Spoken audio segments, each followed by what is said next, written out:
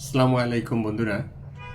গ্যাসে কষ্ট পায় না এমন মানুষ বাংলাদেশে খুবই কম আছে। এলোপ্যাথিকে বিভিন্ন রকমের ঔষধ আছে, খায়, খাওয়ার পর ওটা চাপিয়ে রাখে, আবার না খাইলে আবার হয়ে যায়। কিন্তু আমাদের হোমিওতে বিভিন্ন রকমের মেডিসিন আছে। এই মেডিসিনগুলো লক্ষণ অনুযায়ী ব্যবহার করা হয়।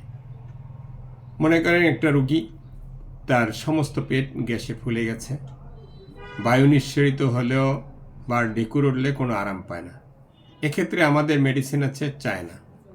আবার অনেকের আছে উপরের পেট ফুলে যায়, সেক্ষেত্রে আমাদের মেডিসিন আছে কার্বোভেজ। কার্বোভেজের লক্ষণ বায়ু নিঃসরিত হলে বা একটু ঢেকুর উঠলে সে কিছুটা আরাম পায়। এরপরে আছে তলপেট, অনেকের ফুলে যায়, বায়ু নিঃসরিত হলেই তলপেট ফুলে যায়। এক্ষেত্রে একটু বায়ু নিঃসরিত হলে বা আপনার যদি ঢেকুর ওঠে তাহলে সে আরাম পায়। এক্ষেত্রে আমাদের আছে লাইকোপোডিয়াম, তলপেট ফুলে যায়। অনেকের আছে গ্যাসটা বিভিন্ন জায়গায় যায়, তৈলাক্ত খাবার খেলে সমস্যা হয়ে যায়, এক্ষেত্রে আমাদের পালসিটিলা আছে। এছাড়া আবার আছে অনেকে ঝাল খাইতে পারে না, ঝাল খেলে গ্যাস হয়, এক্ষেত্রে আমাদের নাক্স আছে।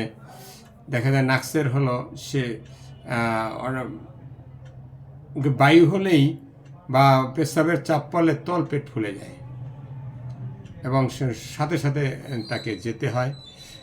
এক্ষেত্রে নাক্স ভূমিকা খুব ভালো কাজ করে। এবং অন্যান্য অনেক লক্ষণ আছে, এই মেডিসিন প্রত্যেকটা আলাদা আলাদা অনেক লক্ষণ আছে। কিছু কয়েকটা লক্ষণ মিলিয়ে আপনি ওষুধ দিলেই রোগী সম্পূর্ণ সুস্থ হবে। একটু সময় লাগবে কিন্তু সম্পূর্ণ সুস্থ হবে। আসসালামু আলাইকুম বন্ধুরা, আবার অন্য সময় কোনো বিষয় নিয়ে আলোচনা করব। অসংখ্য ধন্যবাদ, সুস্থ থাকবেন। আসসালামু আলাইকুম।